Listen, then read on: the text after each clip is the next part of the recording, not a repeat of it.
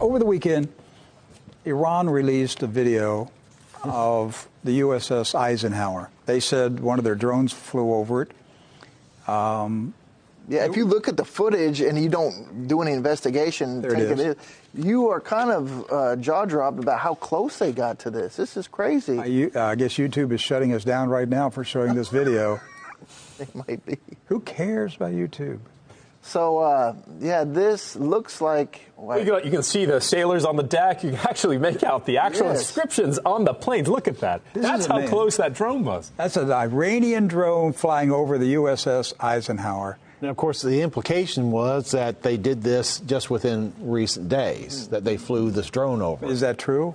No, I was able to look up the maintenance record for the Dwight D. Eisenhower, and it's at Norfolk, Virginia right now. Norfolk.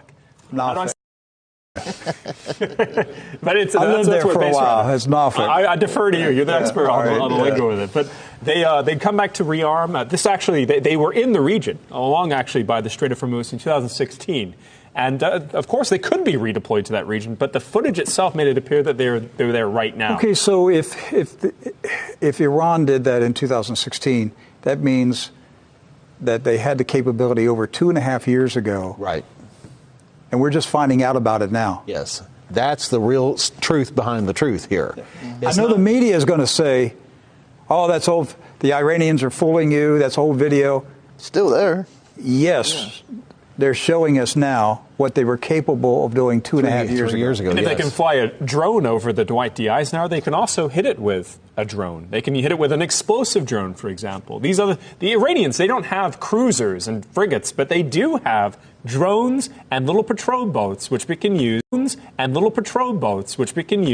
for war. The little patrol boats. Yes. The little inflatable dinghies that just come up to a ship at night with a bomb in it. Right.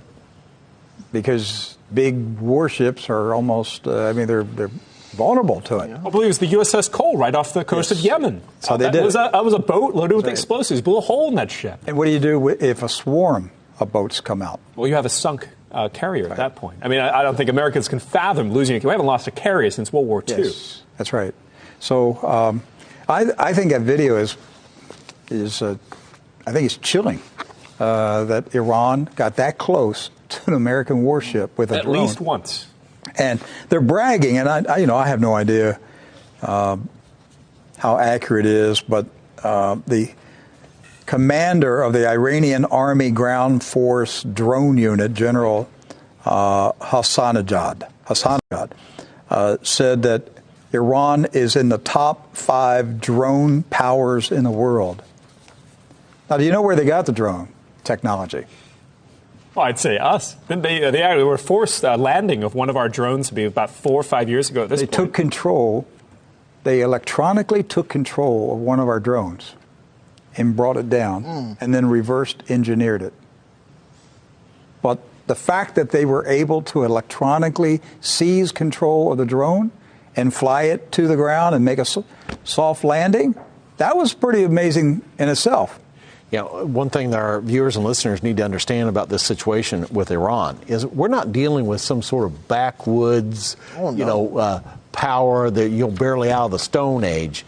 Iran is capable of long-range missile strikes. They have a formidable Navy presence there in the Strait. Iranian Guard is no joke. They are technologically advanced. They are not going to be a pushover. No. And any conflict that we go into with them, Rick, is not going to be we're chasing them through the caves. It's not going to be Iraq. Desert. It's not going to be Iraq. It's not going to be Iraq or Afghanistan. This is going to be a technology war that's coming up.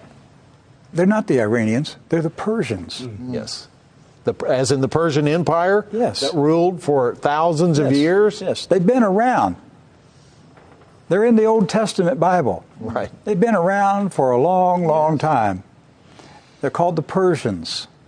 And the United States is itching for a war with the Persians because America's puppet master, Israel, wants to use American soldiers, American blood, to fight Israel's enemies. American sanctions. Yes. Hey, I said it. Israel uses American soldiers' blood to fight Israel's wars. Someday, Americans, you're going to stop giving your sons up to Israel.